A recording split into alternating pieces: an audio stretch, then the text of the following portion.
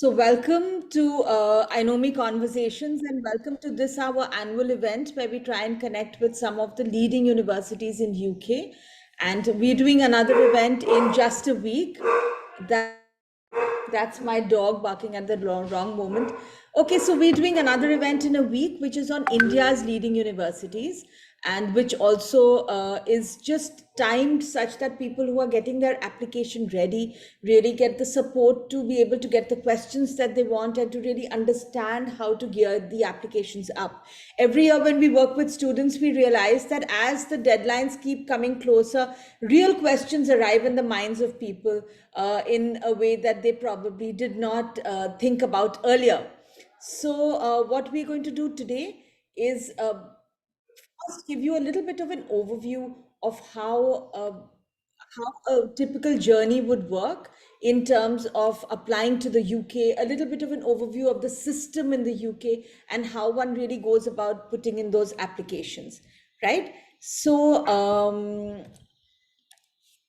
I'll run you through a little bit of an overview about the system in UK, about how we look at UK colleges, how we approach a UK college list, what we think you should keep in mind, and sort of the big picture of the whole thing.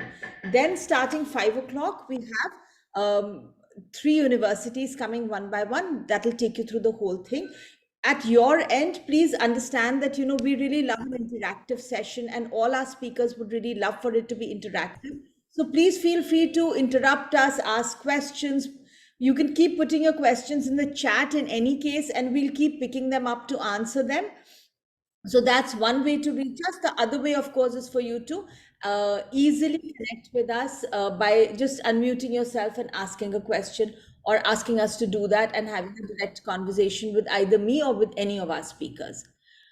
All right. So before we start off, I just want to give you a little bit of an overview of us, what Inomi is and what Inomi does. So we're a self-discovery based career and college guidance firm, and we've been working in the career guidance space for about 18 years now, and in the college guidance space for about 8 years now, where we really work with students to help them figure out what's best for them, really figure out what the best success path is for you. So our claim is not that we get you into great colleges, but our claim is that we help you find the colleges which are best for you, make your story come together, and really convert it into a path that's going to take you towards success. So I want to show you first a little reel about our work, and then I'll just let you know a little bit about it and then take off about the UK webinar. So one moment, please. Is my screen visible? Ankit, is it visible? No? It was visible earlier. Yeah, just share it Okay, once again. now? Is this visible now? Yes. Okay, perfect. Here goes.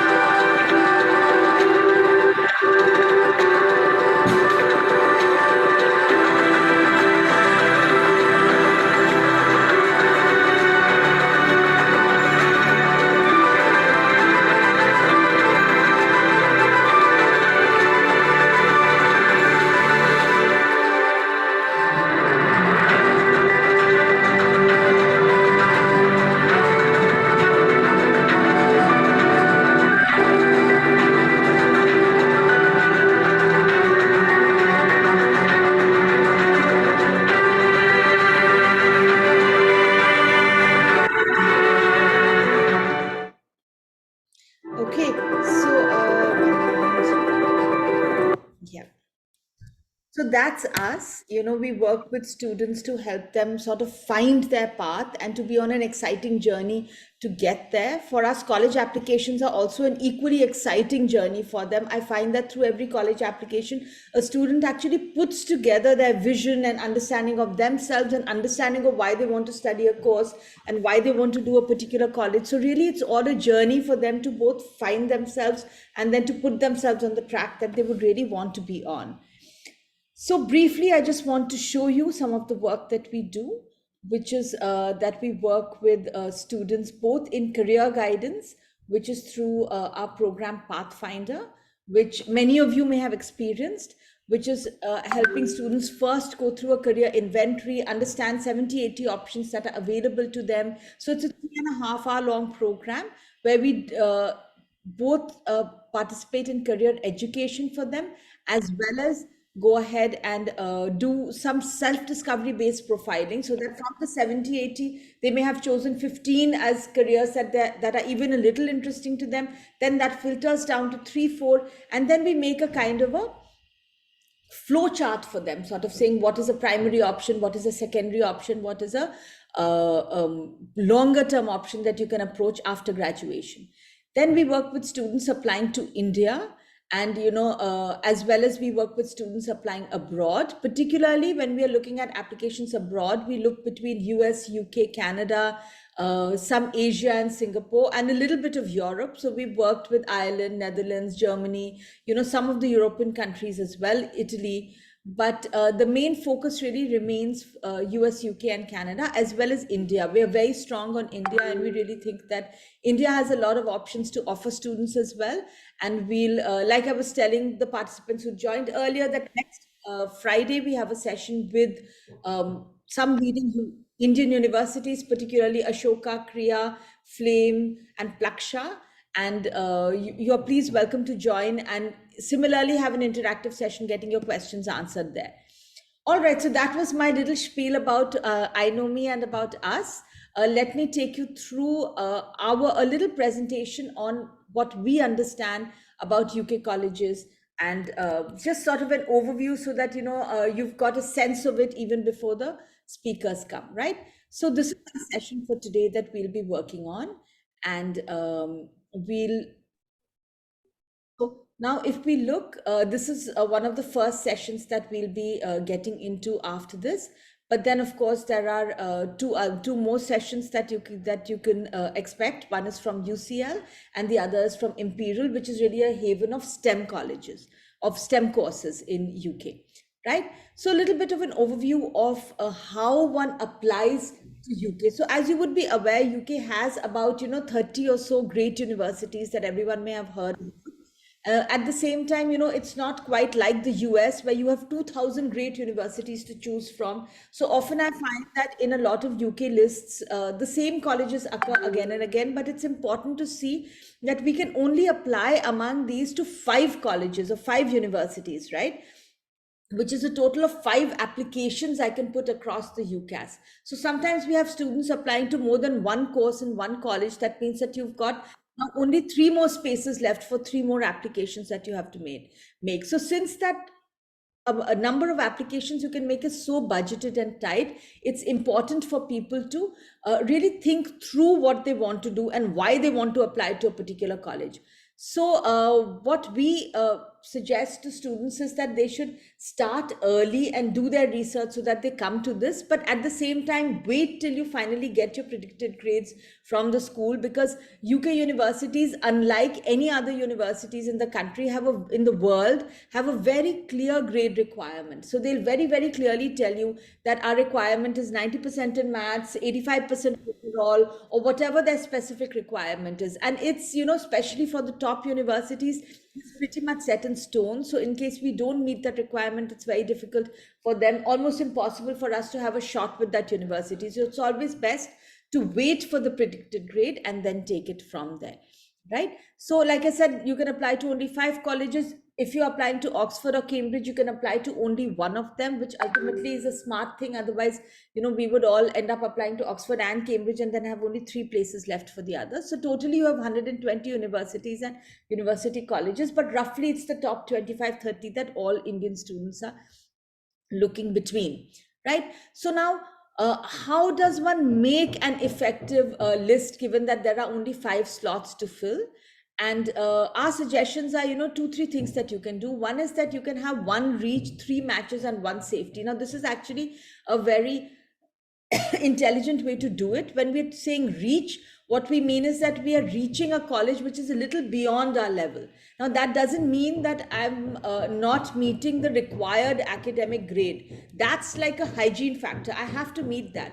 But a college might say, like perhaps St. Andrews that you'll just talk to right now, they might say the grade requirement is 85%, but getting through economics in St. Andrews might require you to have much higher grades. So you need to have an understanding of, their acceptance rates, their place in the league tables, and then know that whether it's a reach for you or whether it's a target for you. So a match or a target is something that you feel that you'll comfortably be able to make it. So ideally you should have one reach, one safety, and three matches. So you are, three is a place where you are comfortable, and we shouldn't have any rude shocks in case we are doing that. Occasionally, when students really have very good grades, then they might be looking at two reach, two matches, and one safety. And this one we really don't recommend. But again, there are some students who will say that, if I don't get to any of those three colleges, I really don't even know why I'm going to the UK. So then they might be looking at three reach, one match, and one safety, right? So, but typically we would say that the upper one reach, three matches, and one safety is absolutely the best way to go. If you have any thoughts or questions here, you can start putting it in the chat and I'll try and answer some. And as our speakers come on, we will share your questions with them as well, and they'll be happy to answer your questions also. All right. So let me first just get a little sense from all of you also before I go on about, your level of interest in UK universities. So first, I just want to understand from everybody that are you applying for this fall 2023 entry, or for which cycle you are applying to UK universities, or there is any other option. So I'm just launching this little poll. There is you can choose any one of these options. There's also an any other option that you can choose. Okay, so it looks like we're quite evenly spread. Okay, largely people who are applying this year and a few people who are applying in a couple of the other years as well. Okay, all right, thank you so much. All right, wonderful. So as we would expect, naturally a lot of people who are applying this year and a few people who will be applying in the years to come. I also just want to hear, I just want to share what the overall thing from you is. I also want to sort of get a sense of the kind of courses you are applying for, because there's always a buzz around in any circle of what UK is good for or what the US is good for, and typically people seem to think that the UK is very good for finance, and I will in a while ask you and share a poll in which you can share that as well. But here, what I've got up here for you is some of the leading universities in the UK. And this was something I got off the internet. So Veer, if you're in the audience, I'm sorry, St. Andrews is not here because it was not here in the graphic. We should add it. But these are really some of the leading universities that you'll find in most people's lists when they would be making these lists, right? So among these, I would say Imperial would be one, which is a purely STEM university. So if you're not looking at STEM courses, then that doesn't always make sense. LSE is often largely looked upon as a postgraduate university, though they do have undergraduate courses as well. But very often people are looking at LSE at the time when they're applying postgrad, right? Okay, so how does one really make a college list and understand what you're looking at? And what we typically go by is the Guardian rankings and ratings. So you would have come across many, many ratings and rankings. So, top universities has its own thing. US World is its own thing. US News is its own thing. The Guardian is its own. Times Higher Education rankings are yet another thing. And while you'll find that the same universities are being repeated again and again among the top 25 or 30, but you'll find the relative position to each other keeps changing. So how does one really know what to go for? So as an organization for the UK, we go by the Guardian rankings, because the Guardian is really rankings that are presented from within UK and have a deeper understanding of the UK system. For the US, we would look at like a US News. That would be the one that we would go by. But with UK, typically what we'd be looking at is the Guardian rankings. Now, Guardian will offer you rankings per university, as well as it'll offer you rankings for every subject. So just want to take a quick sense from you all, what are the subjects that you guys are looking for as well. So I've just launched a simple poll for you to answer that.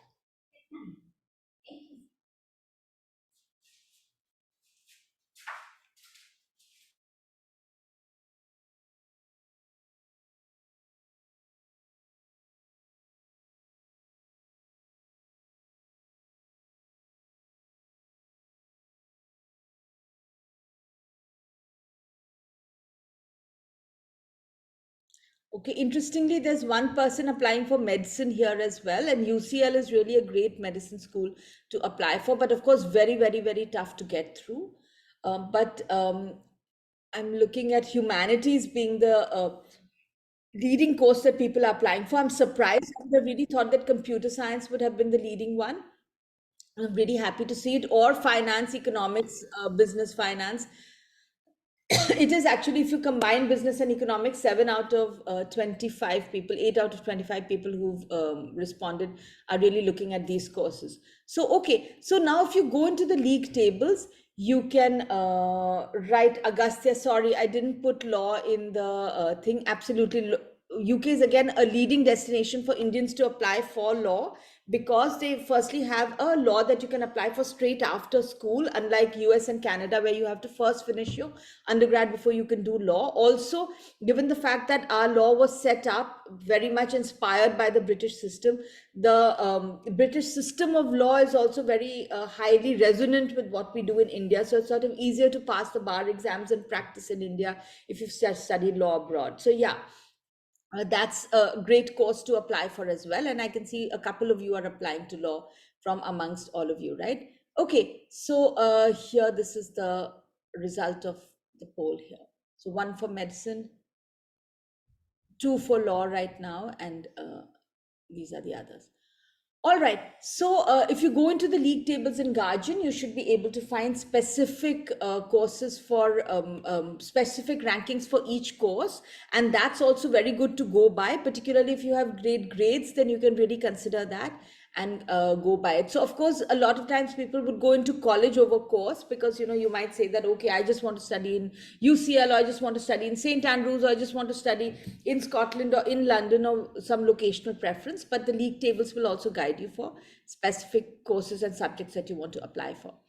Okay, then other than that, you might find that a conversation that comes up when we are looking at applying to UP is, okay, all right. So course requirements and course places. So here, like I was telling you earlier, that if you go into any UK college, you'll find that the information is very, very neatly laid out. In fact, if I may say so, because we work as counselors, I can tell you, across all the countries of the world, the easiest country to get an understanding of what that college wants is UK, because they've really got for every course very neatly laid out entry requirements, how many places are there, what their acceptance rate is, how many applications did they get last time, what will happen in year 1, year 2, year 3. So it's laid out very neatly. Like I said, the course requirements, subject requirements are pretty set in stone.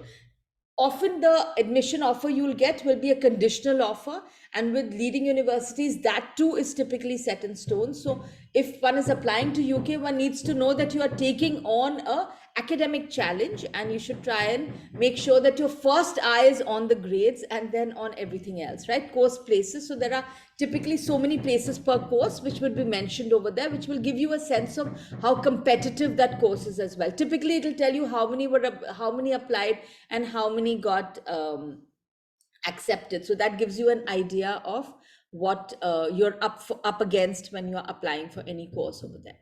Okay, all right. So any conversation about UK, you would have come across an understanding of the Russell Group. So some universities in the UK have been marked as Russell Group universities.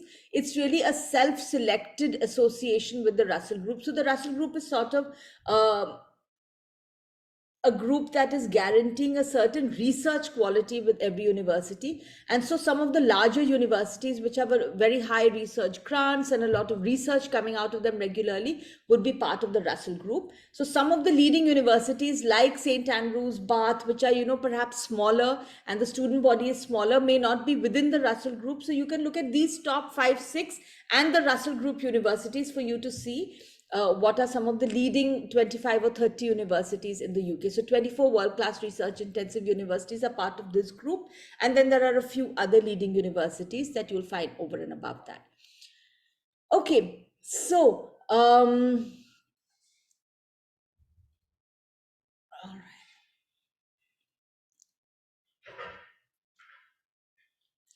Now, before we go a little further into this thing and ask each of our speakers to tell us about how do we approach a UK application and what are they looking for and what is their university looking for. My question to you is, what do you think is the toughest part of a UK application? Especially half of our audience that is applying this year, you must have already come across some of it, right? So this is my question to you, that what do you think is the toughest part of a UK application?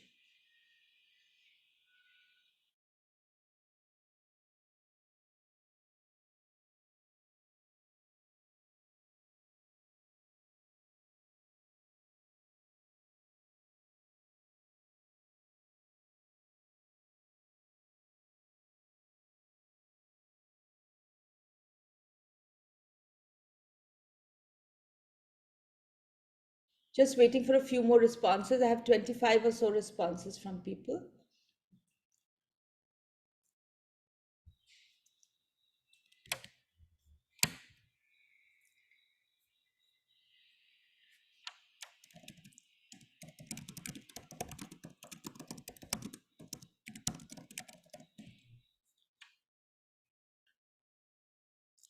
Okay, so, all right, I'm stopping this now. Here it is. So most people think that writing the UCAS personal statement is the toughest part. And it is a tough part really, because, on the one hand, it's like saying that, okay, if I'm applying to the US, I have to write 50, 40 essays. If I'm applying to UK, it's much easier because I just have to write one essay. On the other hand, the truth is that that one essay, which is the UK's personal statement, is really the gold standard of personal statements. It takes a lot of thinking, planning, working to be able to write it. Often I find that it's only when the student actually starts working on the UCAS personal statement that they start seeing the lacunae in their application and seeing that, what's missing.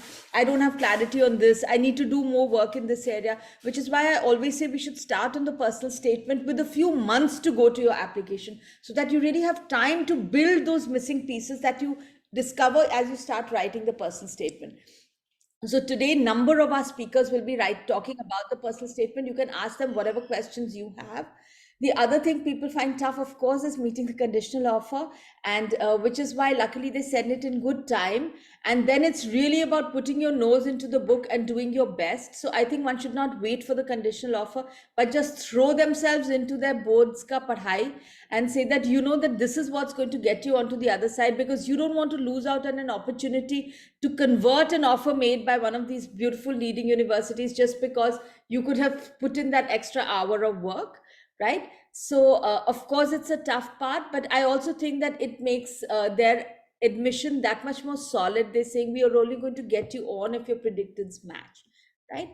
Okay, so the fact that Oxford and Cambridge don't accept CBSE grades, Agastya, well, it's not as if they don't accept, but it's really, if you see the past data of who gets through Oxford and Cambridge, you'll find that often it is people who've got more than just a CBSE or an ICSE syllabus. They would have done very well in that, and they would perhaps have APs that they would have taken, SAT or ACT that they would have taken. So it's really to make your application competitive against people who've done a lot of in-depth research. IB demands that people do a certain amount of self-led work and independent research. So we need to match up to their level, because Oxford and Cambridge are ultimately highly academic environments.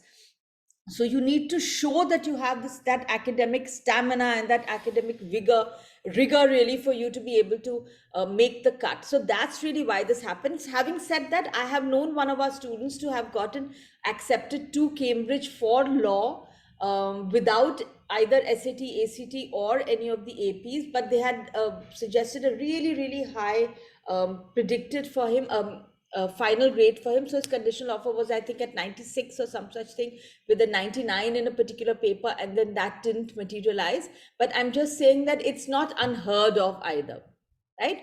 Okay, so very quickly, I think it's time now for Veera Anand really to come. So these are, I was telling you about the Russell Group. These are some of the Russell Group universities that are mentioned over here. And ultimately, I just wanted to give you a sense also that when you're making a college list, one of the things that you look at is some of the bigger cities that you can be in.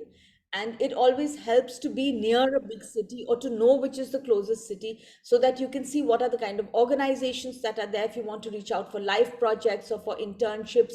In general, of course, London is a great environment, Edinburgh is a great environment, Cardiff, Bristol, Glasgow, Manchester, these are all cities that will give you access to more than just your university life, right? So this was another aspect that I wanted you to consider when you're looking at your college lists. And finally, this is just about us. If you have any further questions, once this is done, we will share the video recording of the whole session with you, and all our speakers will be sharing their email IDs with you as well. So you can reach out to them or you can reach out to us directly, whichever way, if you have any further questions. So I there's a question in the chat. Thank you. That's all. Okay. All right. So we move then to Veer, and I believe Veer is already in the waiting room. Are you there? Veer is here, right? There you are. Okay. Thank you so much, Veer, for making the time and at pretty short notice. I really, really appreciate it. So over to you, Veer. Veer represents St. Andrews, guys, and here it is. Over to you. Just a second. Just going to share my screen with you all.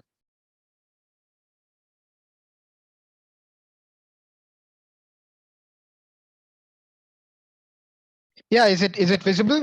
Just a quick check. It's visible, yes. Okay, perfect. No, very happy to be here and thank you for having me. It's always a pleasure to be here and talk about St. Andrews. And for those of you who may not know, I'm actually from Delhi, so I studied at the Shri Ram School in Gurgaon, and I did my IB from there. And then after that, I actually did my undergraduate degree from the University of St. Andrews. I then briefly worked in London for some time, and then I sort of transitioned back to the university in a different capacity. So quite happy to answer all sorts of questions. I've been through the process myself. But what I really will focus on today is, of course, talk about St. Andrews. That's why I'm here. But add two more aspects and really elaborate on them. So I'll be really talking in detail about the Scottish degree structure. So I think that's something that a lot of students maybe don't know about. And I think it's important to spend some time over there. And I'll also be talking about careers and bring in my own experience. I went through applying for various jobs and I graduated back in 2016. So I still have that fresh perspective in terms of what employers are looking for and how things have changed over the last few years as well. So St. Andrews, Scottish degree structure and careers, these are the three main areas that I'll be focusing on today. And then hopefully we'll still have about 5-10 minutes for questions as well. So my details are given there. Feel free to contact us, for any questions relating to the university. Very happy to help you all. So where we are, and it's quite interesting. I'm really happy that I actually came in at least 10 minutes early, and I could listen to the presentation earlier. But we're based not in a city but a small town, and so we're about an hour from Edinburgh, which is the major city in Scotland. It's the capital, but this centrally, the United Kingdom is very centrally located. So when we talk about going from India, it's really convenient, and it doesn't mean that you have to take a 20-hour flight, and it's just a more comfortable environment for a lot of people to get into. So I think that's a big benefit, really centrally located. But in terms of St. Andrews, we are on the direct line from London. There's an airport in Edinburgh and Glasgow and so on. Um, and so it's very conveniently located as well. I always find that we have some preconceived notions about what things look like. So I always like to talk about this, and this is really my only slide where I'm showing you something in terms of what St. Andrews looks like. But it's a stunning town. We're by the water. St. Andrews, for those of you who don't know, is the third oldest university in the English speaking world. So after Oxford and Cambridge, it's St. Andrews. And so the town and university grew up together. We were founded in 1413. So that's just to put things in perspective. That's even before America was discovered, right? So there's a lot of history. There's a lot of culture. We've built the university over centuries now. So it's a really special place, and it's a very safe, comfortable, walkable town. Now, when we talk about the United Kingdom, we have two types of universities. We've got the city universities, so those based in some of the cities that we were listening to earlier, Edinburgh and London and so on. And then you've got the campus style universities. And so you've got the likes of an Oxford, Cambridge, St. Andrews, Durham. These are all old universities and not part of the major cities. But what that means is that they create a very different environment from being in a city. Now, there's no right or wrong. Some students love the city experience. That's great. Some people want more of a campus style comfortable environment, then there's a different type of university that they may enjoy. So we fall in the second bracket. We're about 20 minutes from Dundee, which is a major city, but equally very close to Edinburgh, and we have that campus style environment, and that's really important to us. So, like I said earlier, we're small to mid-sized university, about 10,000 students, and the town has about 20,000 students. So it's 1 in 2 people you meet on the streets is likely to be associated in some form with the university. Very international in terms of population, and everyone's coming in from the outside. So it's a little bubble being created with a diverse population, and that extends to our academics as well. We're the home of golf, so thankfully, we have great public transport, and every 4 years we host a British Open. Um, and due to that, we've got probably a very, very high standard of living that maybe other smaller towns can't cater to. And what we pride ourselves on really in terms of every aspect, whether it's career services, whether it's academic support, whether it's class sizes, is that personal attention. So looking at about one academic to 12 students is what we're looking at. So we value that, and we don't want to exceed 10,000 students because then we can't offer that. So we've capped it at that. So again, league tables, take a look at subjects, take a look at the overall tables, but these are some aspects that obviously we're very strong in. And this year, you were referring to the Guardian rankings. We're very proud that we've actually beaten Oxford and Cambridge. So we're number one in the UK this year, as per the Guardian. And last year, the Times and Sunday Times ranked us number one. This year, number two.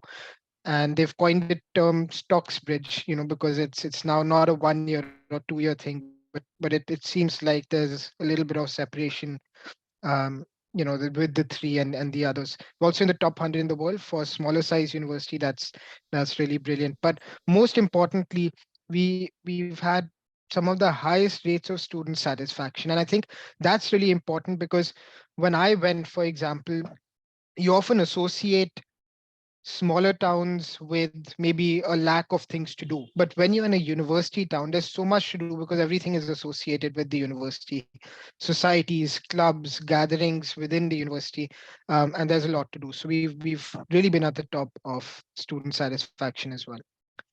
I Okay, like the term enough. Stoxbridge. That's very cute. So it's the Guardian came up with it, so we're quite happy to go with it. But it's an interesting term for sure. But really, so I'm going to stop for a second there talking about St. Andrews because I really want to stress on the degree structure. And I'll spend maybe 2 to 4 minutes on this because I think it can really help students. So when we talk about the world today, and of course I'm generalizing this in a very, very big way, but we've got three major systems in the world today. You have the English model.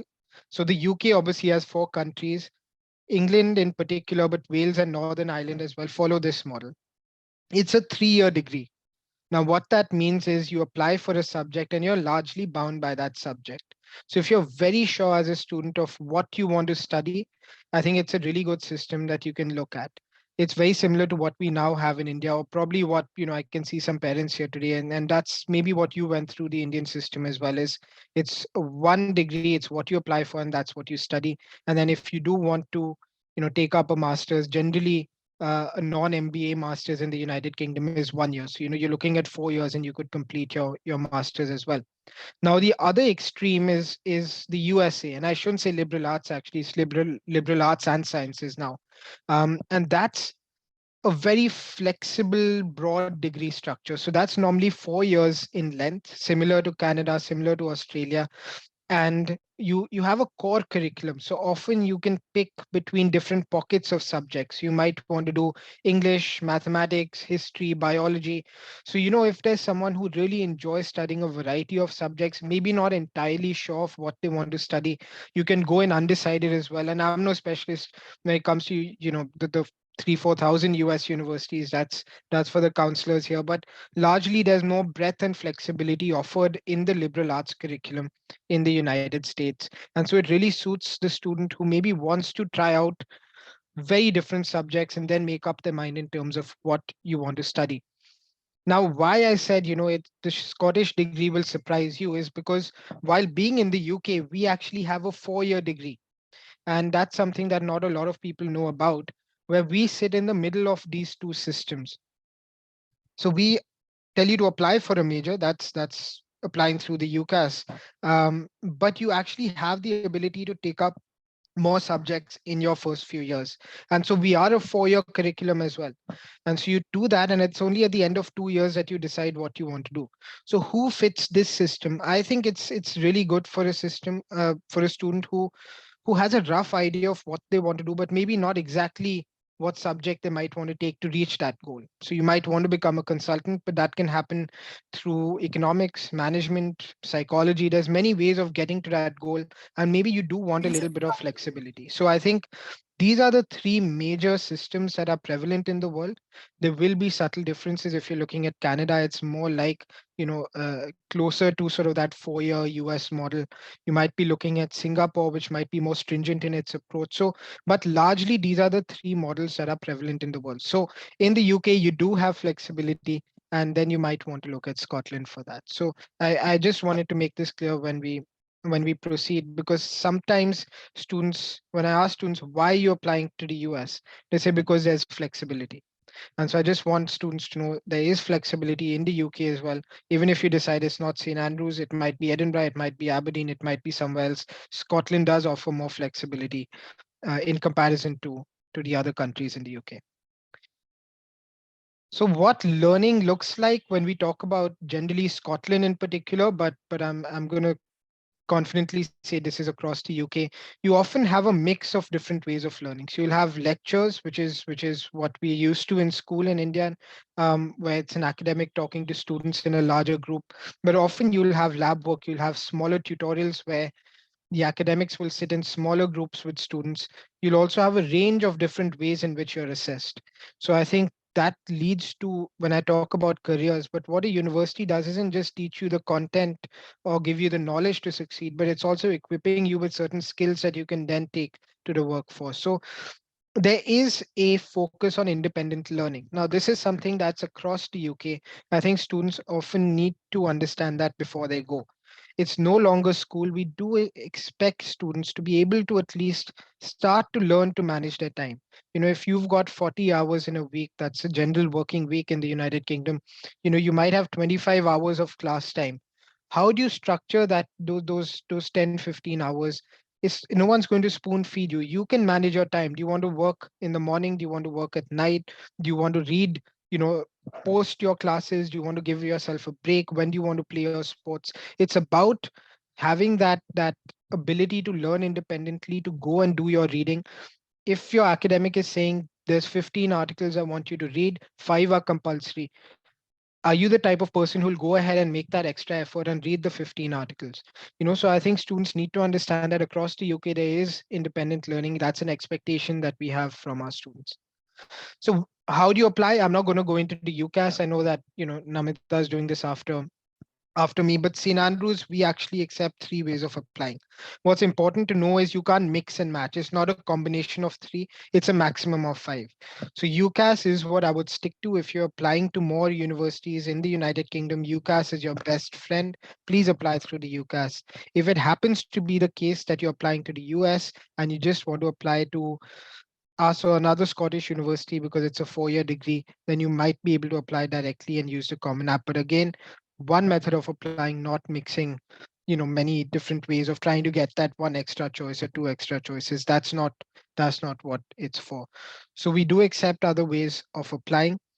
We look for three real aspects when we read an application, right? And going by how competitive we are, um, you must at least meet requirements. It's very important that you look through university websites to understand what the requirements are. A very strong reference and a personal statement that can be a make or break. We receive so many applications where, unfortunately, we're in a situation why now that we're finding reasons to reject students rather than take them in. And so, when everyone meets those basic requirements, the only piece of work that we have is the personal statement. So, again, I think Sara will not talk to me ever again if I go too far into the personal statement. But just a few points from a St. Andrews perspective, and I do a lot of work with Sarah, so I know we're going to be on the same page. But academically focused, subject specific, and subject being the key to what you're really trying to show. A passion for the subject is what we look for. So very different to writing a subjective piece of work. It's really about you keep 70% of it to be about the subject and academically focused, and the rest can be a little bit about your personal experiences, extracurricular activities. But I'll let Sarah do more So of explaining into that. sorry, Veer, I know we've sort of tried to separate the Yeah. topics for people, but I'm sure students really want to know what St. Andrews is looking for in that personal statement. So please feel free to tell us. Okay, so I mean, like I said, for me, it's really the subject needs to be the focus, and what I try and tell people is it's not a CV. This isn't your place to put down each and every achievement of yours. Ask yourself, is what I'm writing in the personal statement or this internship or this book that I've read, whatever is it relating back to the subject? What is it trying to show the reader? I should see you through that piece of work. I don't have anything else to judge you by. So when I speak with students, I ask them, you need to pick out instances that tell me um, why you want to study this subject rather than why you meet requirements for the subject. So there's a subtle difference between telling a story and writing a CV. And in this case, you're telling a story. We want to know where that interest came from. What are the subtopics that you're interested in? Are there any academic readings that you've done?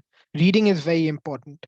How have you engaged with the subject? What do you feel about a certain subject? If you did an internship, how did that impact um, what you knew and what your knowledge base was? Did you agree with certain aspects you've learned? Did you feel there's something different? So for us, it really needs to be academically focused about the subject. Don't talk about your grades. Don't talk about what your parents do and grandparents do. It's very, very focused about the subject, academically written, which means engagement with literature is important, and then really talking about transferable skills and other things that you'll bring to the classroom for us. But those aspects should be in the 20%, not in the bulk of the essay. So that's really what I can say in a few minutes about it. And if there are more questions about this, we can take them on later. But subject focus, academically written, is the two keywords that I would say. And just remember, tell a story. It's not about a CV. I think that's the distinction that I would make over here. Perfect. So some deadlines go through this. I won't read them out. From our perspective, obviously Oxford, Cambridge, the deadline for 23 entry is gone. It's 15th October. But we actually have a recommended day of applying.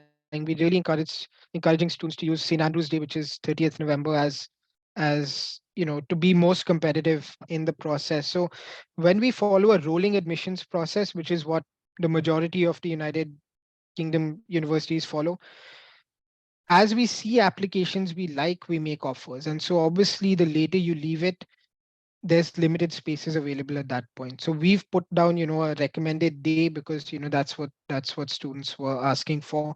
We will read applications after this day as per the UCAS deadline, but really to be most competitive, try and apply as early as possible. Certainly try and apply by the 30th of November. That gives you the best shot to apply to us.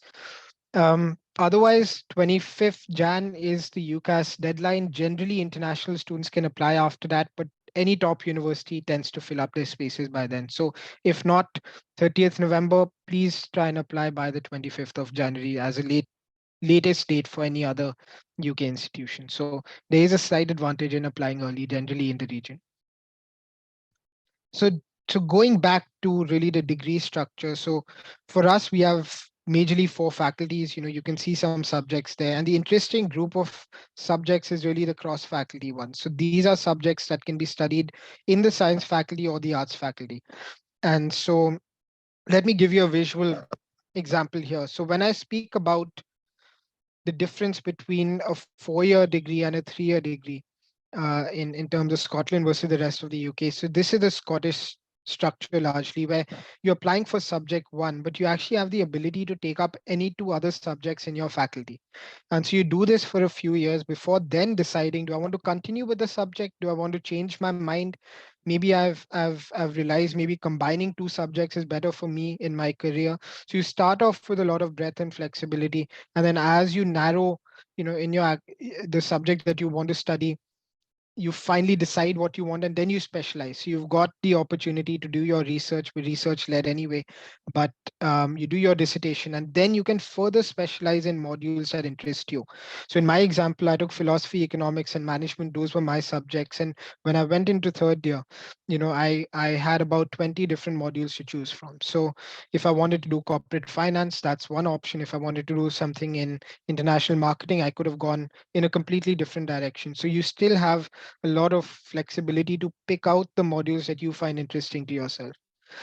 And just again, to make sure that, I'm creating the right visual in your minds.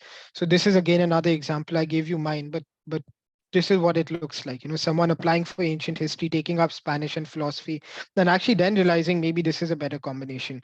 Or equally, the person maybe just wants to have a language on their CV for 2 years, wanting to work maybe in an international organization where having a language is important. So you can use the degree in many different ways. Sciences are very similar. You narrow a little bit sooner, but the same flexibility applies. Now, interestingly, that's not a typo with the MA. Okay, so MA is what we refer to as our undergraduate arts degree. So our BA is called an MA. What you perceive as an MA is called an MLit. So some of the ancient universities still use that terminology. So if you're applying for an undergraduate arts faculty degree, then you will be looking at the MA honors. Grade wise, we're very competitive. It's not just meeting the requirements, but for Indian students, the lowest we really look for is a 90% average across all your subjects.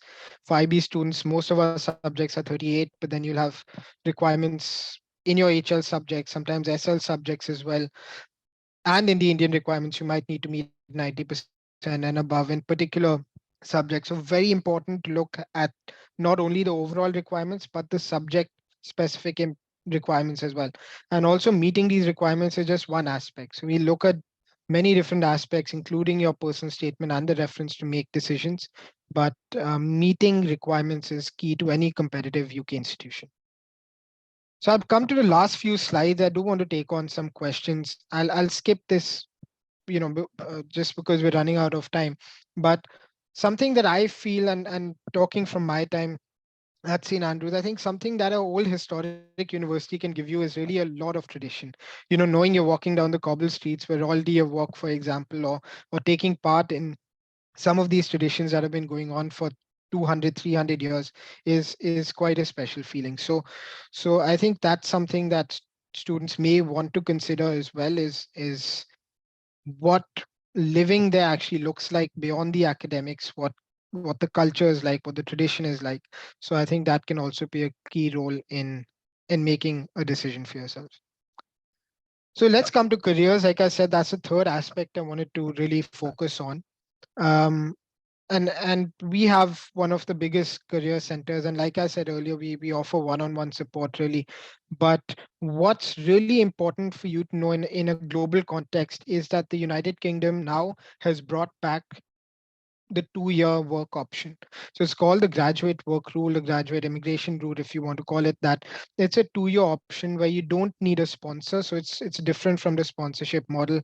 And on your student visa, you can get this extension. So it's 2 years for undergraduate, and postgraduate students. It's 3 years for a PhD student. And students can apply once they've been given their final transcript. So if you want to utilize this route, then once you've graduated, you've got your final transcript, you can submit an application to then activate these extra 2 years on your visa. So it's applicable to all the 4 UK countries. So Scotland, England, Northern Ireland, and Wales. And there's no minimum salary requirement. So it's a really good system that allows you it really opens out the market. When I went, it was very different. We didn't have this route available during my time, and so we were only looking at the big companies that had the means to sponsor international students. Whereas now, at least for 2 years, you can apply to a startup, you can apply to other different companies and different styles of companies, that at least for a few years you can get that experience.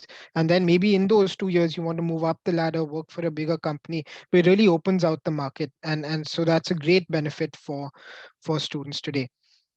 What I want to also talk about is everywhere you look at today, it's very, very competitive to get a job, and this holds true for Northern America, it holds true for the UK, it holds true for everywhere. It's true in India as well. You must make the right steps from an early age. So understand what the system prevalent in the country is like. In the UK, you don't have placement opportunities where companies will come and employ you directly. You need to go through your spring internships, that's in the first year. You need to go through your summer internships. And it's not just about your grades. In fact, some of the big companies today don't look at your grades in any case. They just want to know that you've done a certain curriculum, and then they interview you and they teach you what they need to teach you. So the process is aptitude tests.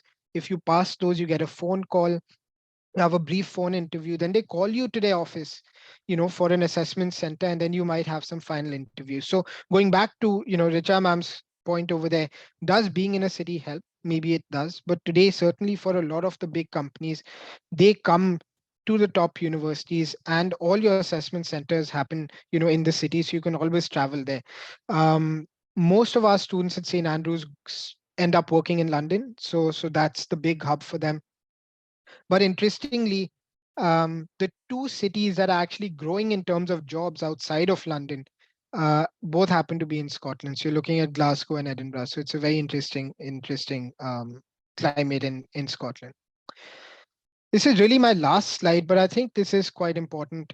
Is I often hear, and I'm sure this is the case for the counselors here today as well, is it's all about tech, it's all about numbers, it's all about STEM, it's all about technology and computer science. And yes, that holds true certainly, because that's the way we're working. You can't be without technology today. But this is some interesting data that I found. But if you actually look at jobs over the last 10 years or so that have actually grown in number, you're actually looking at a mixture of technical skills and social skills. And so what I mean by that, you can put it in different words. You can say soft skills and hard skills. That's another terminology that's used for that. But if you're studying a technically sound subject, let's say you're doing computer science, I would always encourage you, go out, join the debating society, or go out and be part of a community where you're learning some social skills. Equally, if you're in a subject which is very high on the social skills, then make sure that you take up some opportunities that universities offer. Do your Excel, Microsoft badge, for example, or go out there and learn something technical.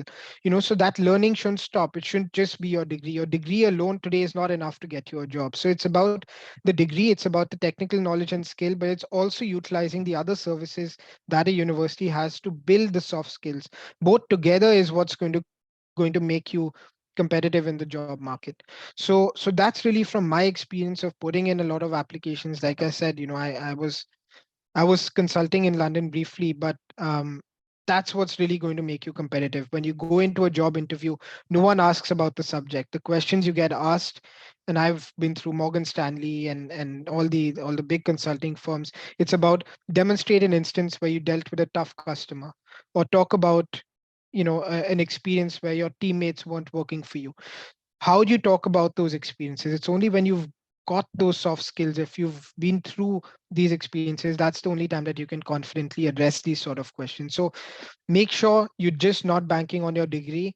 That's not enough. You can be from any university in the world, and it's not enough today. But it's building the right skills together with your degree that's going to make you most competitive. So I'm going to stop with that. I think, I don't know how many questions I can take. I'm on I think time, but ask um, Namita for a little bit of grace and quickly run through the two, three questions that people have already put up for you. brilliant, brilliant. But no, those are my details, and feel free if I don't have time to address your question, um, just drop an email, and we can always answer them. Perfect. In fact, you can put your questions in put your contact details in the chat box here as well, so people can just take that as they need. So quickly, I'll just run you through the questions. So one of the questions is that, this was about subject. So essentially, what it's saying is that if the SOP needs to be subject focused. Now, how does this work in the case of undecided majors, which is one of the points of flexibility mentioned in the Scottish unit? So, should we even do undecided major in a UCAS personal statement? No, you can't. So what you need to do is you'll apply for a subject. So remember UCAS, the same application, the same personal statement and reference will go to all five of your choices. So when we talk about Scottish flexibility, you still apply for a subject that you're interested in. So your SOP will be very focused on the subject that you're applying for, and that'll be the subject that you're applying to other universities as well. Once you get into university, you pick up any two other subjects of your choice. So you don't need to talk about those subjects right now. You can pick those up once you've decided where you want to study, and you can take those subjects up. Right, perfect. So, in fact, Agastya has also asked that does an interest across Similar.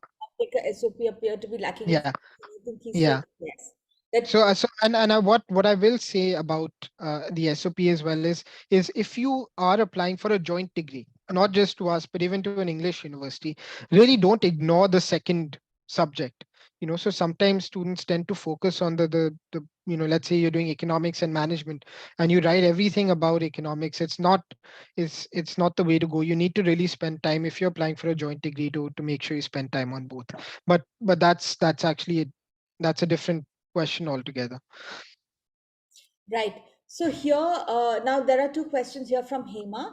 One, she says, what does a typical day look like for an undergrad student in terms of a mix of class hours and independent work? So you even said something about structuring your day by yourself. Yeah, so see, your class hours will depend from subject to subject. So if you're looking, for example, at English or history, where your class hours might be 15 to 20 hours a week, but there's a lot of reading that you have to do. So the 20 hours in the week that you're expected to work independently, you'll be doing those readings, you'll be writing your essays. Other extreme, if you're in a science subject where you're expected to do more lab work, there's more practical work that you're doing, then your class time might be 25, 30 hours, but your independent learning may be 10 hours. So you'll also have continuous assessment. So we actually have 100%. Let's say your grade is made out of 100%, right? So 50% may be the final exam, but 20% will be group work. 30% might be a 2000-word research report that you're writing. So you still have to make time to do that work. To write that research report, you'll have to put in hours of reading different articles, books, to condense that information and showcase what you've learned. So this will depend subject to subject, but generally, you're looking at structuring tutorials, your classes, and then the independent reading that you're doing. Those are the three major bulk of work that you're going to have to independently structure. And then in terms of how large the class sizes are, so again, our class sizes are very small. Economics is one of our most popular subjects. You might be looking at maybe in first year where people can pick up multiple subjects, maybe 150 students, which is still very small compared to any other university. But in the same week from year one, you'll have tutorials where you'll sit with the professor and maybe 12 students or 13 students. And as you progress, even your lectures become 30, 25 students. I remember being in some classes where my lectures were 20 people and then my tutorials were 3, 4 of us. So as you progress and further specialized, classes become smaller, but it is one of our most popular subjects. So in first year, it can be slightly bigger. Are there scholarships, and what kind of profile does that need? So yes, we do have scholarships. Um, it ranges from about £2,000 going up to a fully funded international scholarship as well. And then there's different ranges in between. So there's merit-based scholarships mostly, which depend on how um, popular the program is. So there might be, so if you're looking at, let's say, economics, we normally expect, 38 is a minimum, but really to be competitive, you're looking at 40. So it needs to be higher than that 40 to meet a merit-based scholarship. But we also have some need-based scholarships as well that you can look at. Generally, it's in that kind of 10,000 range. You can apply for the bigger ones, but those are obviously very, very competitive. So Niharika, you've got St. Andrews with me, you've got UCL with Namita, and then you've got Sara with Imperial. So great bunch of three very selective colleges, universities. Veer, if I can just about the scholarship question get a clarification. So if anyone wants to apply to the merit scholarships, that will kick in after they get admission into the university. Am I right? So actually you could apply before you get an acceptance offer. So when you put in an application, within a few days, we'll send you an acceptance to basically say we've got your application. We take we take about 5 to 6 weeks to make a decision.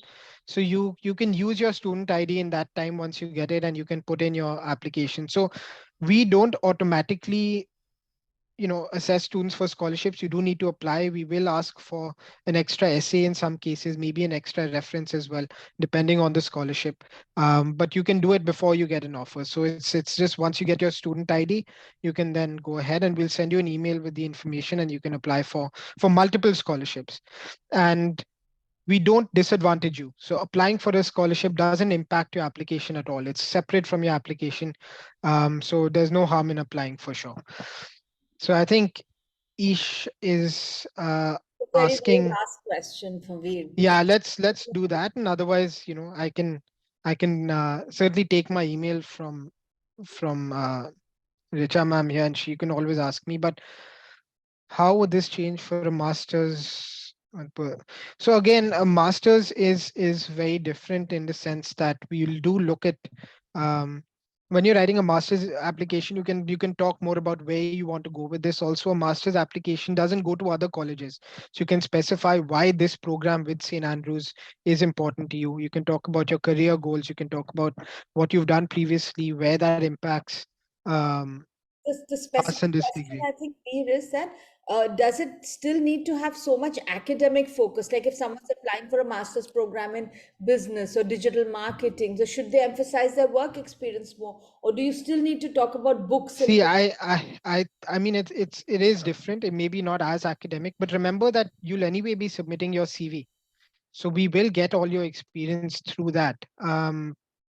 It's slightly different. I mean, I don't want to go into too much detail here because it's a little bit more complicated, but it's more about why that program and why that program at this university, and what are the particular modules, what are the subtopics, and what you plan to gain from it. So maybe less academic in comparison to the undergraduate statement, but still it's not a CV. It still requires that interest for the course, that still needs to be the focus of it.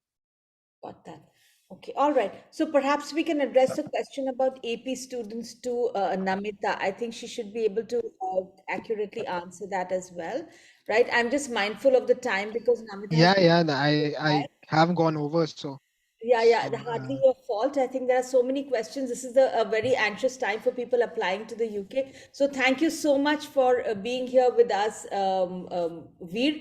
Shalini, I really want to tell you that we will get your question answered. Please don't worry, and you can directly write to Veer as well. yeah, just write to me. I'm happy to put down our email over there, and Yeah, please anyone who do wants put to it in chat or the have a thing. chat box. That'll be the best so people can directly reach out to you. All Yeah, right. So, perfect. Namita, thank you. And thank you for your patience. And thank you also for so cheerfully joining our session every year. And that's something really delightful for us as well. There she is. So, Namita, UCL is on a lot of people's lists, just like St. Andrews, when they are looking at top colleges. They say, this is one of the ones that I want to go for. So, we're really looking forward. Over to you. Perfect. Thank you, Richa. I hope I'm not on mute. I'll just check once and the screen is all right. Yeah, yeah. We can see the screen. We can hear you clear. Lovely. So I think I can't see Veer anymore here. So hello, Veer, and thank you for setting the right tempo for me. At least you gave the students a basic understanding, and then that makes my work really easy. And thank you, Richa, and the entire team. So today, I think the topic is more about how to make your application really stand out while you're filing your UCAS application. So, beginning by saying that applying to a university, of course, it's one of the biggest decisions that you all will make in your life. And no wonder why so many people find it so overwhelming. So in the next slide, I've just, highlighted a couple of points as to why UK is known for its high quality academic experience. You understand over here is that UK has some of the best universities in the world, and that is the reason 4 out of the 10 universities in the globe are in the UK. And of course, 2 of them are presenting to you on Inomi's platform. So with our institutions, competition for per place is really fierce. And a clutch of top board marks isn't necessarily going to guarantee you an offer with us. So in order to stand out, the question is, how do you prepare an excellent UCAS application? Because over here, what we need to really understand is that you just get one UCAS application via which you can apply to 5 different options. So of course, there's tremendous pressure on all of us, but help is in hand. Let's understand what are the essential factors that we need to take into consideration while making a UCAS application. So in this slide, I've quickly highlighted as to how do you decide what to study, how do you understand where to go when you're studying. Applying for any course that you are genuinely interested in is what makes your UCAS application really easier. So at first, how do you begin with that process? First is your fundamentals of research. Your greatest research efforts will come into picture once when you've done your thorough research about a program. For example, the kind of area that interests you to study further. And this can further be streamlined on the different subjects that you're interested in. Say, for example, if you like history, and you might also discover with additional research that you actually are interested in a certain area of history, maybe ancient history for that matter. So as I said, an early legwork can definitely help you cross certain subjects off from your list, and that will make your journey really simple to begin with. And students present over here, please remember the university life or their academics is a world away from what you studied in your ISC, CBSE, A-levels or IB. What might pique your interest in your school days might not hold it for the next 3 or 4 years while you're doing your undergraduate study with us. So at last, I'll say preparing an excellent UCAS application and choosing the right course for you is something that you should definitely set your minds onto. And once you've decided as to what you want to study, now it's the time for you to explore different universities that you can choose your courses from. So UCAS, of course, website it's a fantastic tool for you out there. Spend time in understanding the different subjects or the university that UCAS has listed on their website. There is a list of universities in front of you. You can start to narrow down your options. It's so easy to just prepare an Excel sheet, actually highlight top 50 institutions offering the course that you might be interested in. But the trick over here is, how do you narrow down your options? You have to be very, very wise over here, because UCAS will give you 5 options. 1 or 2 universities could be your aspirational choices, followed by 2 achievable universities based on your predictive grades. And the 5th option is, as we call it, is your safety net.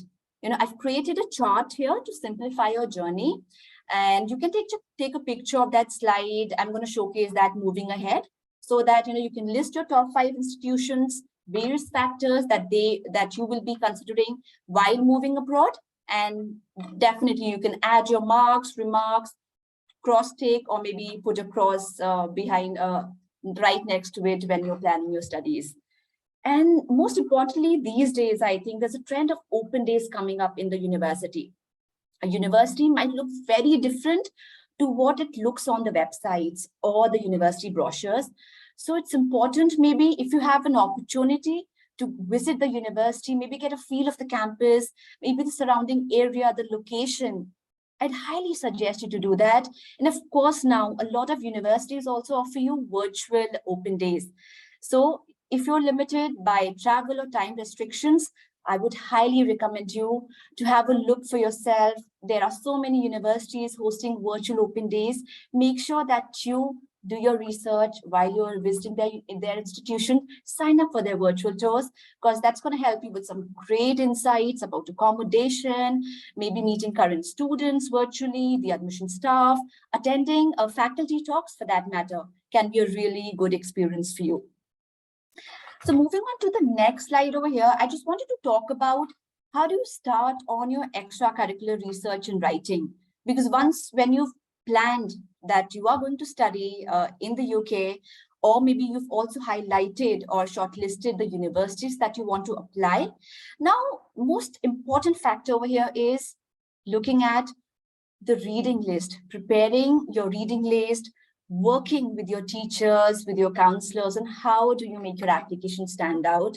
For example, if you've had your heart really set on a degree of English literature, start reading widely, try new authors that you have never read, or those authors who are not part of your school curriculum.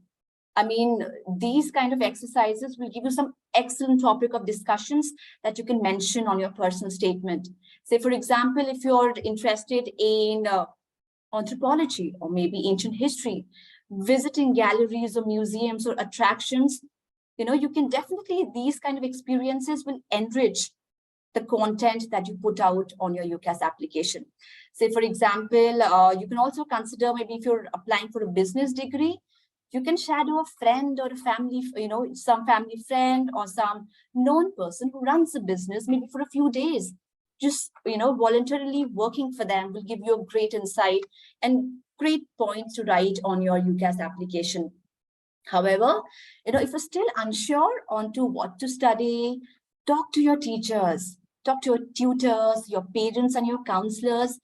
Trust me, students, your counselors have gone through years and years of experience with students like you. So they are the best people to guide you, suggest you topics, maybe further suggest you books or podcasts.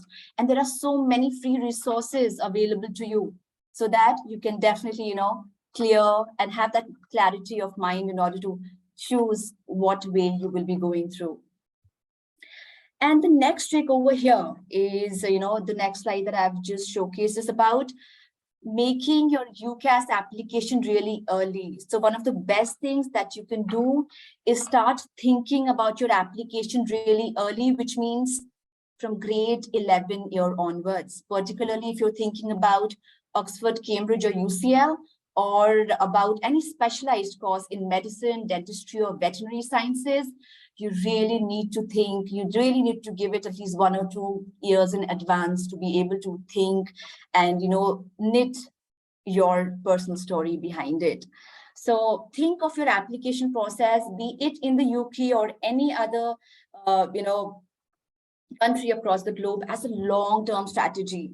This will give you good amount of time to acquire the background knowledge, the practical experience that you will be mentioning and referencing in your personal statement. So the UCAS, I've just highlighted, I'm sure my colleague, we did mention about the UCAS dates. I just thought to give you a little flavor over here. So UCAS opens its application in the month of September and it is on till January. So however, if you're applying to dentistry, medicine, or veterinary sciences, or if you're applying to any course at Oxford or Cambridge, the deadline will be 15th of October. And with young people being so busy relaxing after a stressful examination time, we often have seen a tendency that students rattle off poorly at times, and that is depicted on their researched application at the 11th hour. Students do not do that. This will not only end with your rejected applications, but also you might end up enrolling in a course that is not the right fit for you. So giving it good amount of time, researching it thoroughly and carefully completing your application would be a good tip that you can take into consideration. And the most daunting aspect of the application is the personal statement, because that's your area to shine. And I leave that with my colleague, Sara from Imperial, as she'll be here to present to you about personal statements. So highly recommend you to attend that session as well. Moving on to the next slide, wherein first key thing that we really look at students, because students over here, you need to understand that students who apply to highly competitive UK institutions have either met their grades or have preceded the requirement. So at that point, we really need to understand, and the only way we can understand about you is through your application, your letter of references, your statement of purpose, and that ought to be really honest coming from you. So apart from the personal statement, there are other sections that you need to complete, including your personal details, additional information, maybe your employment, internships, and so on. And omitting any such information from your application can result that your application is not further taken by your academic advisors. So ensure that all the details are filled in very honestly and accurately by you. And students, let's be real, let's be realistic about the choices of your institution, about the courses that you would want to do. For example, one university might offer you a perfect course for you, but it's unlikely that you are going to get a grade for that institution. So you might face a rejection there, or you might even end up with no option other than going through the clearing system. So let's be realistic with our approaches. Let's talk to your counselors, let's talk to your teachers about your predictive grades, and then let's shortlist the institutions that they think would be the best suited for you. So of course, moving on to the next slide, I'm quickly going to tell you about how to write a good letter of references. So with this, what I mean to say is that, letter of references play a very, very important role. So that means that you have to be very, very nice to your teachers, be very well behaved, because at the end, the letter of recommendation plays a key part in your application. And if you've chosen a teacher as your referee, it's good to know that they're on your side. Don't choose the one who wouldn't pick you out of a line, or someone that you haven't shown little respect over a few years. So let's be clear over there. So if your application is borderline, the decision would sit with your referee, students. So if you're constantly late or can't meet the deadline, it's worth changing your behavior from now on. If you do, they'll know that you're serious about the university. And what more than a referee predicting your grades and they're falling short, you might need to work harder in there. So the next slide, you can please take a screenshot of this chart, which will be very useful while you are evaluating your 5 UCAS choices. I've used this personally, and this has really helped me when I was a student your age. So it might be useful for you. So I'll give you a couple of seconds. Take out your cell phones, take a picture. If not, I can share the copy with Richa and she can circulate it. So whenever you're attending any institution session, visiting universities in different fairs, have this chart with you, write a little notes. This is really going to help you out there. So I hope that you found these tips helpful. With that, let me virtually transport you from wherever you are to central London, where UCL is situated. I'll start by giving you a little background and history of UCL, and I promise it is interesting. We opened way back in 1826, and now that makes us the oldest university in London and the 3rd oldest university in England.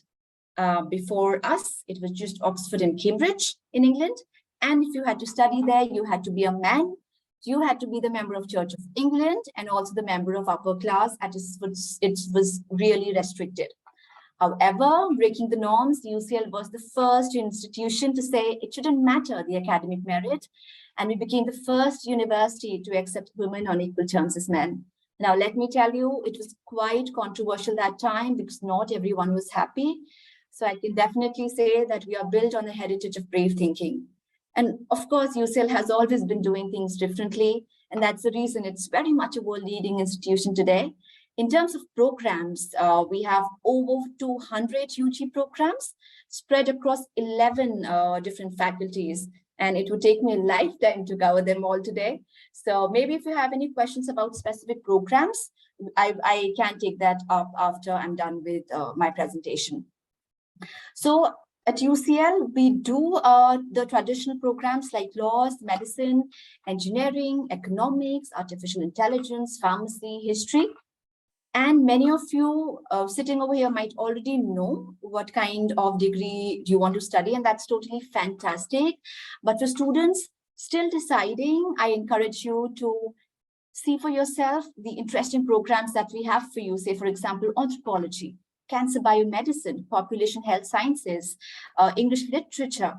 We also offer a degree in Icelandic studies. And one of my favorite is the Bachelor's of Arts and Sciences that we do at UCL. With that, the next slide, I'll talk about, it's really fancy to know, UCL offers more than 200 degrees, but what's in it for you? So, it's amazing to know so many different subjects, areas, but what's important as a student for you to know is how we teach. So we make the most of all the subject areas. So there's a real emphasis on the term called interdisciplinary studies. What does that mean? That means that students often have the opportunity to take up a module or two in a different subject area, or maybe to take part in projects across different discipline teams. And there are a few undergraduate degrees which have taken this approach to another level. Say, for example, the one that I talked about earlier, Bachelor's in Arts and Science program, which is like a liberal arts degree, which allows you to incorporate arts, art subject, social science and subjects, and also science specialisms at the same time. And the real emphasis is on finding the links between these, different subject areas. And of course, our engineering faculty also follows an interdisciplinary approach.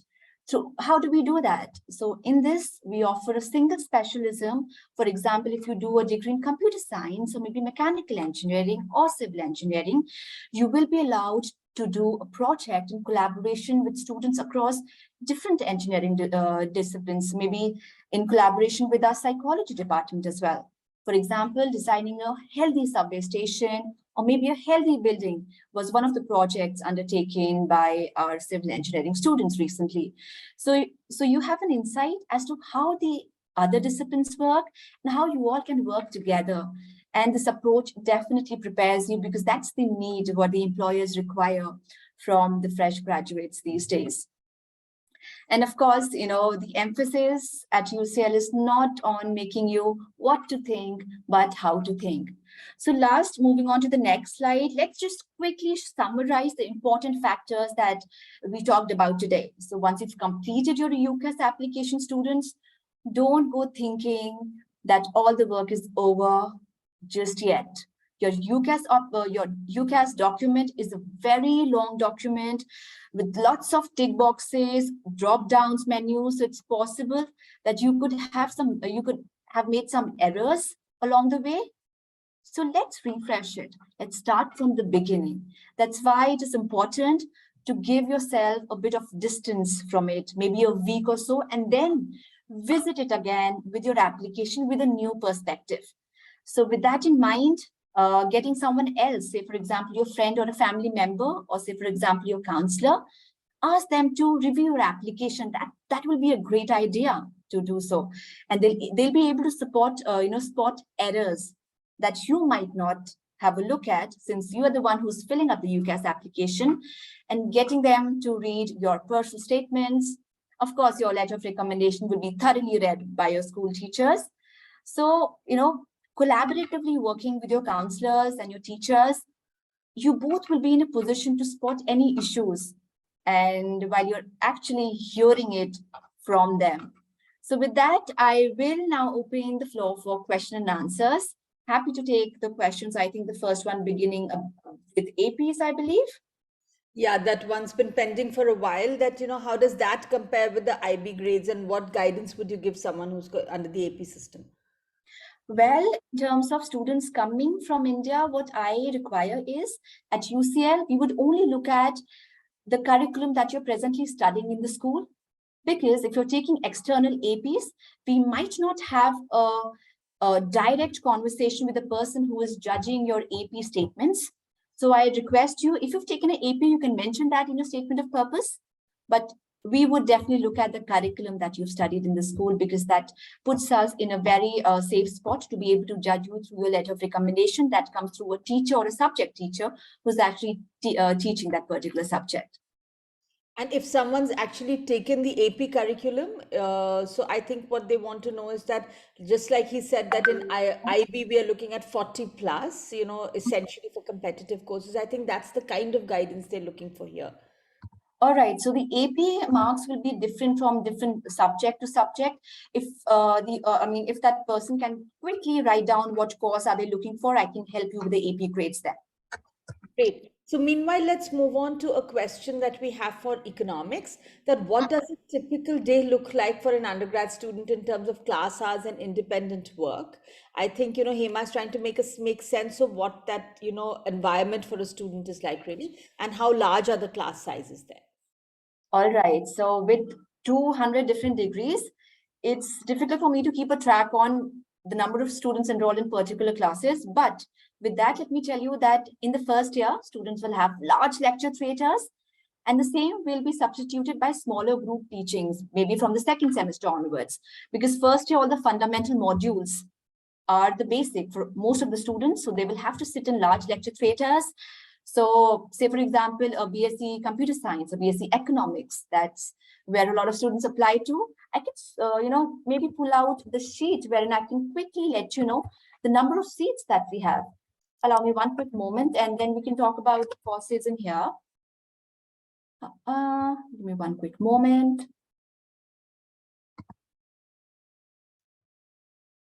The questions are pouring in. Namita, can I just keep Yeah, sure. tackling some as you are looking at these questions, right? So there's a question here that if I've applied to 4 colleges for one subject, can a student apply to the 5th college for a different subject under the UCAS? And I would imagine they would need to send a different statement of purpose directly to that college, right? Otherwise, how would that work? Yeah, so with that, if you're applying to medicine, veterinary sciences, or dentistry, yes, of course, you can apply to only 4 of the school, and the 5th could be a related allied subject. But if you're applying to a completely different course with your 5th choice, of course, the university would be requiring additional personal statement. So then the admissions tutors will be getting in touch with you to understand more about that additional paper. But at UCL, we don't reach out to a student for an additional statement of purpose. Because for us, if a student is applying to any degree, it should be specialized. And if you're applying to maybe computer science with us and also English literature, that will eventually not go very well, because that will send us a message that the student is not very serious about his application. Right, absolutely. Got that. All right, Agastya, we can go into depth of that later, 1-to-1-2, if you want us to address that question. I have another question from a student here who says, if I apply to UCL for 2 different courses under the same subject, will it affect my chances of getting into the more competitive course? Well, over here, what I guide students, we just have 5 options under UCAS. So you want to be very sure about all the 5 options. If there are 2 courses that are of a similar interest, or maybe the modules are kind of similar, yes, you can apply to both of those programs, but ideally, I wouldn't suggest you to do that. There are 5 choices. One is your aspirational. Let's keep 2 or 3 as your achievable universities, and one should be a safety net. In that, just don't think that you will apply to all the top leagues and all the top 5 institutions. Have a realistic approach over there. Right. So I think what the question is that suppose I'm applying to 2 similar courses and one has a higher entry requirement and one has a lower entry requirement. Yeah. So I'm applying to both to just, make, sort of straddle both the things and, make my chances safer. Yeah. Will it mean that the university is more likely to give me the less competitive course rather than the more competitive course? Would that sort of go against me? Okay, yeah, that's a tricky one. No. So it doesn't happen with that. If you're applying to 2 similar kind of courses at UCL, first of all, let me begin by saying most of the courses are highly competitive. Most of them are really competitive. So if you think you are not being selected for the highly competitive one, I wonder if you'll be selected for the second one or not. Right? So you need to be very, very clear in terms of your approach. Say, for example, if you're applying to civil engineering and you also have interest in mechanical, then we can think, because, at grade 12, you are kind of, confused at the moment. You have both the interest in mind, so you can apply, but the entry requirements will be fairly, maybe a mark or 2 above or below. But that doesn't give you a picture that you will be selected for a less competitive one. If your application really stands out, your statement of purpose is directly on point, I'm sure that you'll be selected. Wonderful. Namita, here I have another question from a person about applications. Does a clinical psychology student need math in grade 12 CBSE to apply to UCL? Very Yeah, specific. so we offer 3 programs in psychology. One is the BSc Psychology that definitely requires maths. Second is a psychology with education. No, that degree doesn't require maths. And the third is psychology with linguistics. So that also doesn't require maths, but the linguistic course requires biology. So make sure that you have these combination of subjects with you. Right. Okay. So you're saying BSc Psychology does require math. Okay. All right. Yeah. Okay. All right. So here, do grades in grade 10th and 11th also count for admission to UCL? Not necessarily. We would only look at the predictive grades that your schools have given you, and we would only take those predictive grades into consideration. We might not look at your grade 10 or grade 11 scorecard. So yeah, I often see that question coming up, ma'am, we haven't done well in our grade 10, even grade 11 wasn't good. So don't worry, kids, whatever has been done has been done. Just focus on your grade 11 because those are going to determine your predictive grades. So yeah. Right. So, lastly, I think I'm trying to make time for Sara because she's in a hurry also. There's a question by Arvind, which Arvind, I don't understand the question. Maybe you've typed something wrong. If you can just rephrase that. Agastya is asking for admission to the law program LLB. Does a CBSE student need 1 year of college in India to be eligible to apply? The website seems to say so. No, not at all, Agastya. It doesn't. I'm not sure whether you've, which website did you have a look at. For our LLB program, it's very simple. After your grade 12, what you need to do is sit for your LNAT. Make sure that in your CBSE, we need a 395 and 290 in any combination of your subjects, and you will be good to the application for UCL in terms of our LLB program. Wonderful. So thank you, Namita. You were showing us something, I think, and I interrupted you in the middle of all of that with these questions. Is there something you're showing us? I was just trying to show the application ratio, but what I'll do is I'll quickly share that document with you. And in case if you want to advise the students in terms of how many seats does UCL has, how many applications do they receive, and what's the application ratio, I think it will be good for you and your team whenever you're talking to your students. So I don't want to take away Sarah's time. She's here. So I would like to leave that with Sara now. Right, wonderful. So there is a question on ecology as well, which I am actually not very sure. Does UCL offer an undergrad course in ecology? Are we talking about a master's course over here, Syed? So perhaps, we can just share Namita's email with you again, and you can reach out to her specifically about this course. Entry requirements and procedures are typically quite clearly written on the website, but you can check that as well. Sorry to rush you, Namita, to squeeze you in between one session that went on for too long and one session that really needs to start in time. So are there any entrance exams where one is required to write except when applying through UCAS? Yes, for Oxford, Cambridge, and some UCL courses. I believe for computer science, you have a requirement, right? We don't have an entrance examination for our computer science course. It's only for our architecture, laws, LNAT, and then the BMAT for medicine. And there are certain examinations for English language, literature, and other programs as well, but definitely not for computer science. Okay, wonderful. Thank you very much, Namita. Thanks a lot for your time. Does UCL have sports quota? Maybe I'll just leave you with this last question. Last question. Does UCL have a sports quota?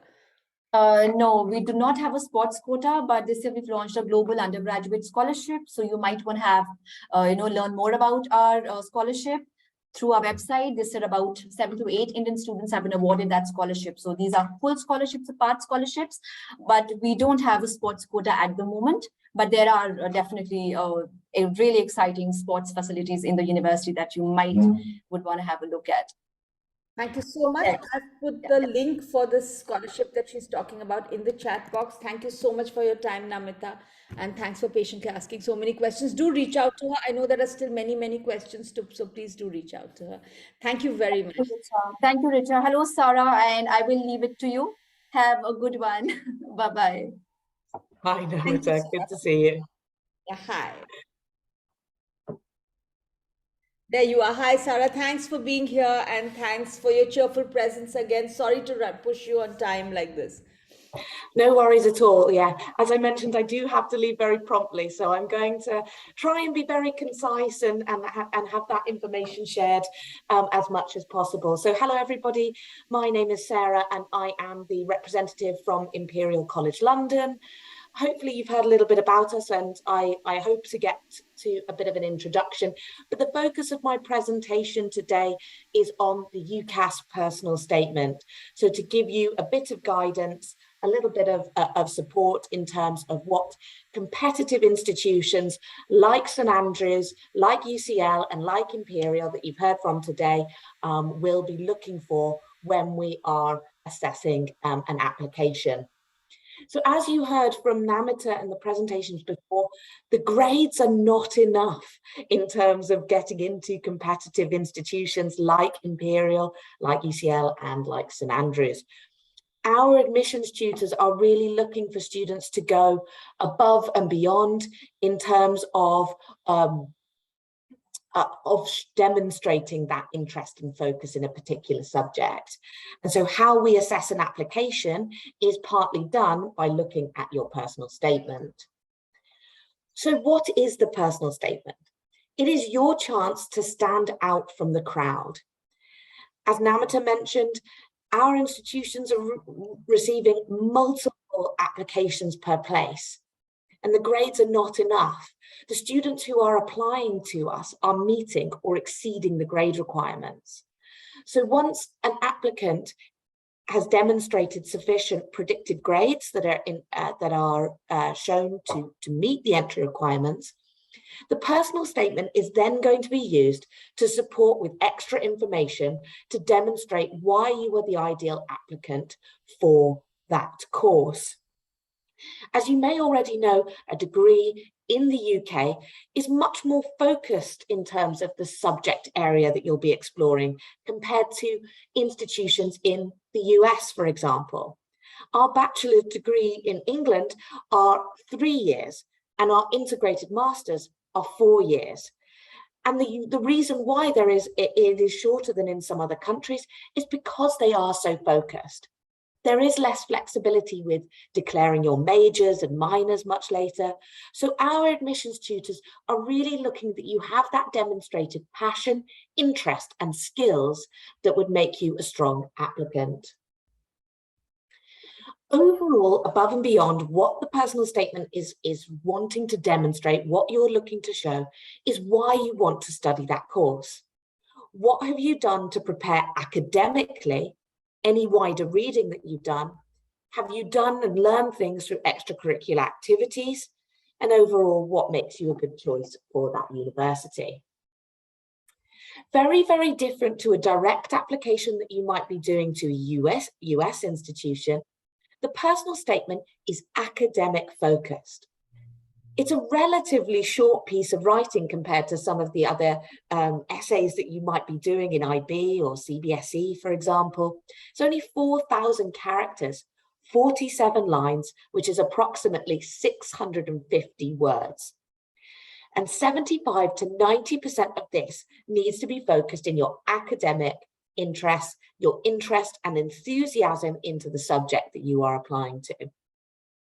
A much less significant portion of the personal statement should be around the extracurricular activities. 10 to 25% can be based around non-school or non-academic activities. Things that you might be doing, sports, musical instruments. Again, this is fantastic that you're taking part in this, but the majority of the focus of your personal statement needs to be towards the academics. Some ideas and things that you can include is why that subject, your particular area of interest, possible career aspirations, relevant work or voluntary experience, especially for those looking at medicine.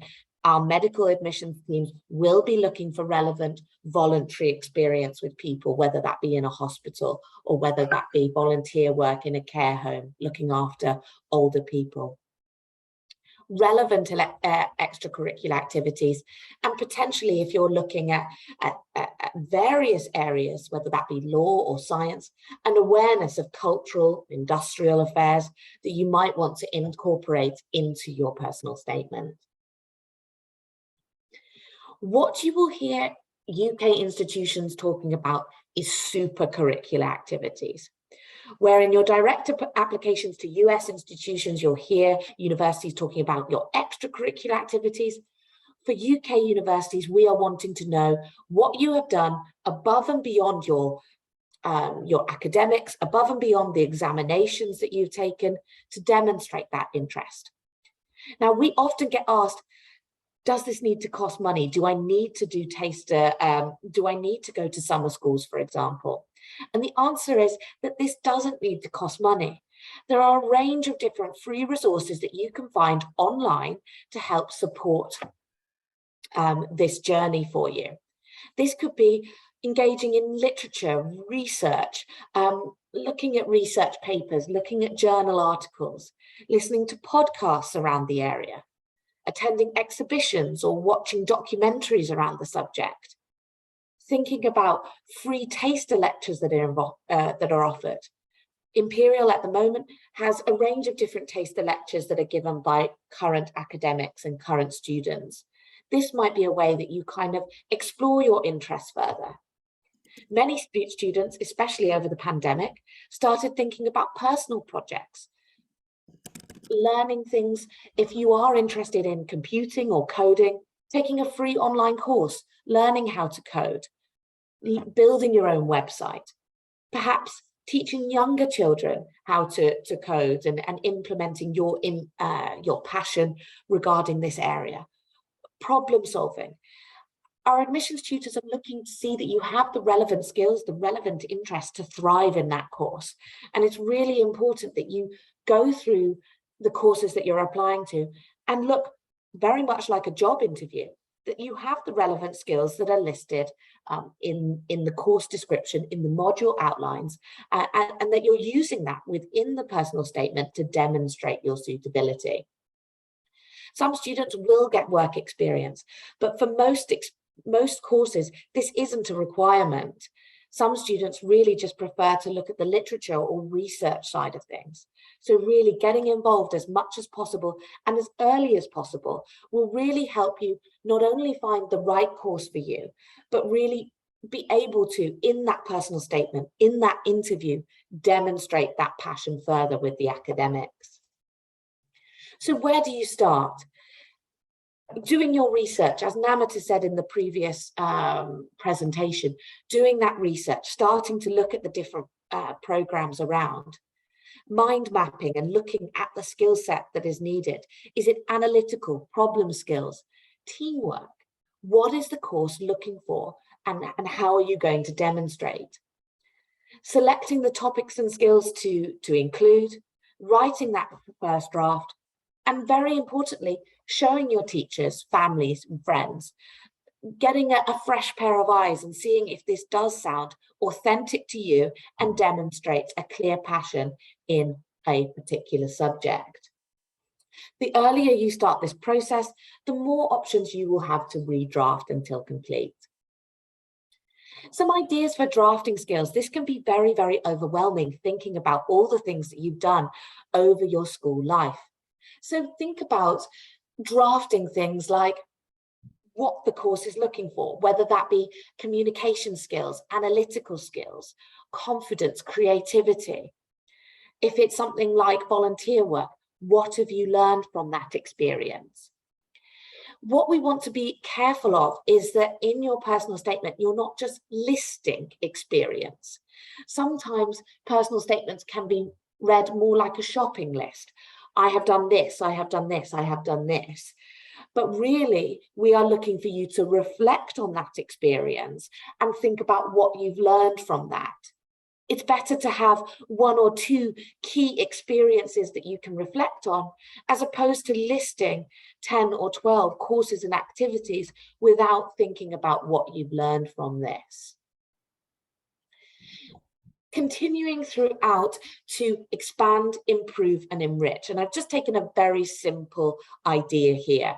For example, I like swimming. What do we learn from this? Not much. The next sentence, I swim for the national squad. Few can claim this. Okay, so we've learned the level of which you're swimming. The next sentence, I swim for my country competitively, and every Thursday assist the junior squad develop their technique. Through this, I have gained strong time management and communication skills. So what we can see is that the least important word here is swim. And we're thinking about what we are learning about the applicant and the skills that they are learning from this experience. I'll send this presentation following today so that you will have time to reflect, and with some more examples as well. But in terms of extracurricular activities, we can see certain things, and again, reflection on what those extracurricular activities are bringing. So, for example, the first economics student has talked about physical fitness and how it helps them to stay focused during heavy workloads. Working as a lifeguard means a mature approach to life is required, and interacting with others in a high pressure environment. Disciplined time management has also been needed. For example, I do not work during exam periods so that I can focus on study. We've learned a huge amount about this applicant without listing just, I love playing sports. What have you learned from that sport? So I heard a few questions before about sport, students who are participating in sport and may also be interested in economics. So how do we link these two skills to something overall? And again, I'll send this following the presentation so you have time to reflect on this. So just some points to reflect on this. Do be specific, give examples, reflect on this. Personalize. This is why you want to study the course, not your parents, not your teachers, not somebody on the internet. This is your passion, and demonstrate it. Thinking about that work experience and extracurricular experience and how you can reflect on that. Get someone else to read your statement. Be formal, but use your own voice. Students worry so much about using the longest word in the English language in their personal statement. But really, we just want to know that it is your voice, that it is authentic, and we're wanting to hear your passion through that. And by and large, avoiding lists, avoiding that shopping list of experience to demonstrate your skills. Try not to make vague statements or leave out supporting evidence. Don't talk exclusively about one particular university. Make sure that it applies to all 5 of your course choices. You want to give yourself the best possible chance of receiving all 5 offers. Make sure that personal statement is reflective of all 5 of the courses. Please, it sounds very obvious, don't plagiarize or lie. If you've mentioned reading a particular book or article, make sure you've read it. In potential interviews that happen at Imperial, they may talk to you about those. And try not to repeat information that is included elsewhere. Your teachers and counselors will be talking about your grades and your experience in the classroom. You don't need to talk about this in their personal statement, as you'll be able to, they'll be able to cover you in the classroom in their reference. And try not to use excessive quotations from other people, as it takes away from your chance to demonstrate your voice. Right, Sam. So I'm just going to talk very briefly about Imperial, but I know we don't have much time and I want to answer your questions. So I will put my email address for you to contact me. Imperial is a specialist institution. We exclusively focus in natural sciences, engineering, medicine, and we now have one business course, which is economics, finance, and data science. So for students who are taking higher level maths or looking to achieve a 95% in CBSE mathematics, this might be the course for you to look at. So we are a STEM-focused institution, and we have fantastic facilities because of this focus. All of our money, all of our research, all of our attention is within STEM. So we have a 4-story carbon capture plant on campus, flight simulators for their aeronautic students, wave machines, lab space, technical space, 2,000 square meters of hack space for you to be building and creating, which includes 3D printers and metalwork facilities. Again, we are a hands-on project-based institution specializing in STEM, and we really attract the best and the brightest from around the world into our community. Over 62% of our students come from outside of the UK. We are one of the most international universities in the world. So if you do have an interest in natural sciences, engineering, or medicine, chances are we have something of interest for you. So hopefully I have left a little bit of time to answer questions. I'm just going to put some information here. I've just got my contact information, but I would like to take the time to answer any questions. Should I just run through some of the questions? I think they've been pouring in, right? Great. So one question here is about the rolling admission that, I believe there is a rolling admission for Imperial. So do we have a chance, better chance if we apply early? Does that matter? That's a great question. The answer is no. So all applications received by the 25th of January are given equal consideration. Some students who have applied early do hear back in terms of from the admissions about interviews. Some students may be made an offer before this. However, all students who applied by the 25th of January deadline stand the equal chance, and they will be considered under equal consideration. The only course where there is a difference is for our MBBS medicine course, which is the 15th of October deadline. All others, there is no benefit to applying early. Some students like to apply early because they're... Is she frozen? Ankit, is Sara frozen for others as well? Yeah, it looks like, yeah, she's here. Sorry, am I back? Yes, you're back, Sara. So, if I can quickly take you to another question where I want to append one of my own questions there as well, which is Meetu's question. For someone looking for engineering or post-pure sciences, what kind of activities can they showcase knowledge and interest through? And I just want to add a thing to it, that often I find that STEM students interested in engineering or computer science have not really read there aren't many relevant books for them to read or to relate to. So how do they show that academic interest if not through activities? Yeah, that's a great question. So some students, it is through, so on our website, there are things like reading lists. It could be done through podcasts. There's a lot of podcasts around engineering topics, TED Talks around different areas of engineering. Thinking about what you're learning in maths and physics and how this applies to areas of engineering.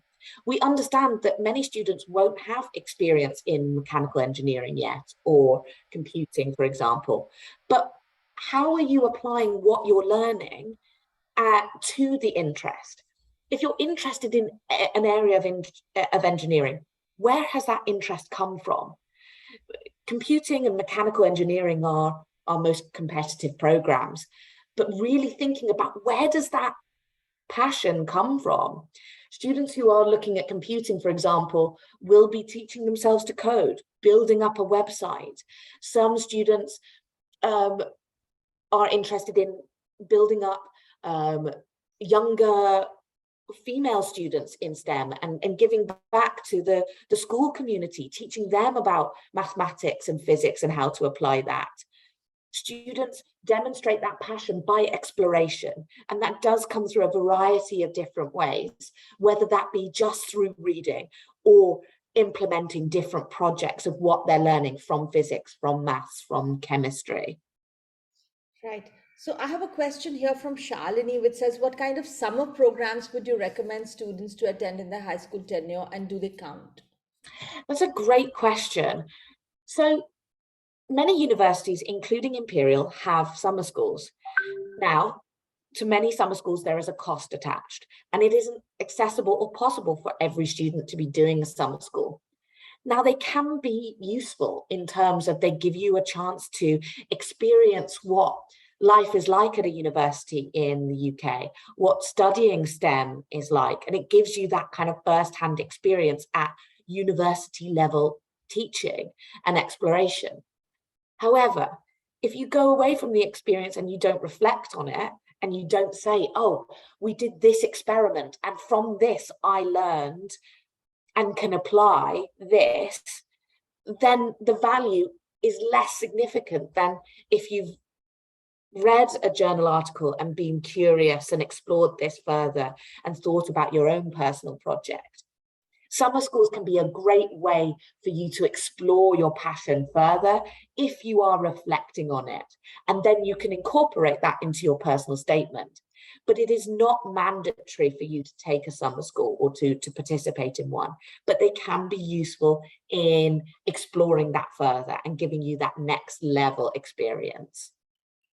Right. The very last question to you, Sara, I know you're in a hurry, is from a master's student. She's asking, if someone doesn't meet the minimum entry requirement but has tremendous work experience and is extremely passionate to study the course at the college, will the application be considered at all? So for our programs, and so can I just clarify, is this a postgraduate student? That's right, yes. So for a postgraduate student, I mean, if the minimum is stated on the website, we will be looking for students to achieve that.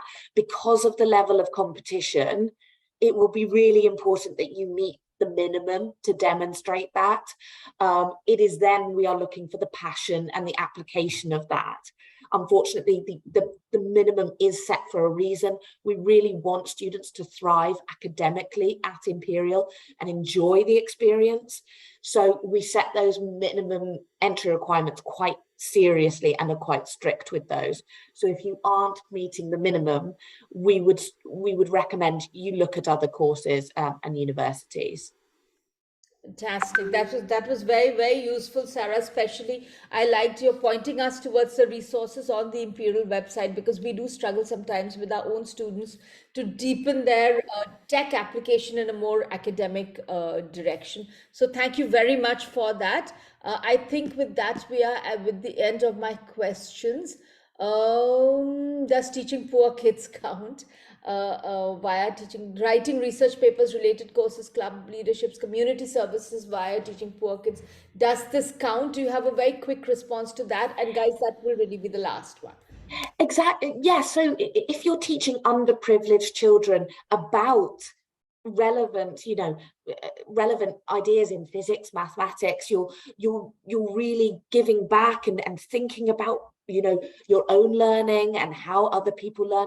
Absolutely, this is relevant. Of course, you do want to demonstrate further interest as well, but yes, in terms of related courses, research papers, we are a research-led institution.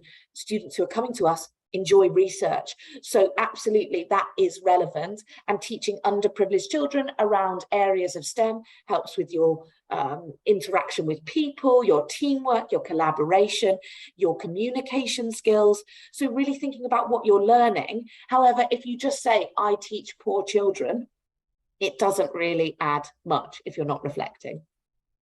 Got that, Sarah. Thank you so much for your clarity and your guidance. Thanks a lot. Thank you so much. And thank you for your time. Thank you for being here. Thanks everybody for your questions. Sarah, I know you have to rush. So see you next time. Thank you. See you. Thank you very much and have a great evening. Bye. All right, guys, thank you for being here. And if anybody has any further questions about UK applications, we are here to answer those questions for you, or about any other subject here. We can quickly run over anything that anybody has, and we can address those. In the absence of which, I will quickly show you a lovely little video, which I love showing everybody one more time. and then we'll be done with it. All right, so here we go. This is a little showcasing of our work at Inomi.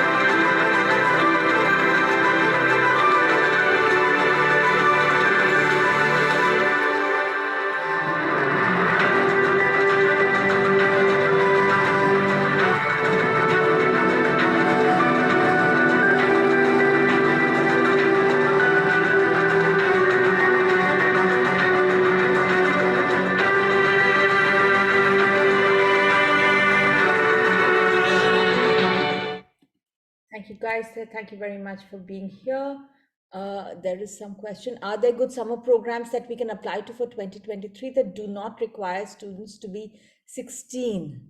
The objective is for students to get an experience of the campus and academic rigor required. So Nidhi, you are asking for particularly summer programs in UK, right? Thank you, Shalini. We loved having you here. So in UK, I think basically King's and Warwick and the Oxbridge, well, it's not really Oxford and Cambridge, but companies that run summer programs on their campuses. And we can look at the 16-year requirement. I don't think I offhand know that for sure, whether the 16-year requirement is there for all of the courses or not. But here's our email ID, which I'm just putting down here. So please feel free to reach out to us. And in any case, I think you're connected to us through Kamalika and, you know, various others who've been reaching out. So please do reach out and we'll try and revert on that question in detail. I'll need to do some research to respond to that. Thanks, Nidhi. And thanks, everybody. Have a great evening and have a good weekend. Thank you, everybody. Yes, Sarfraz, there'll be a recording which we'll share with everybody. Thank you.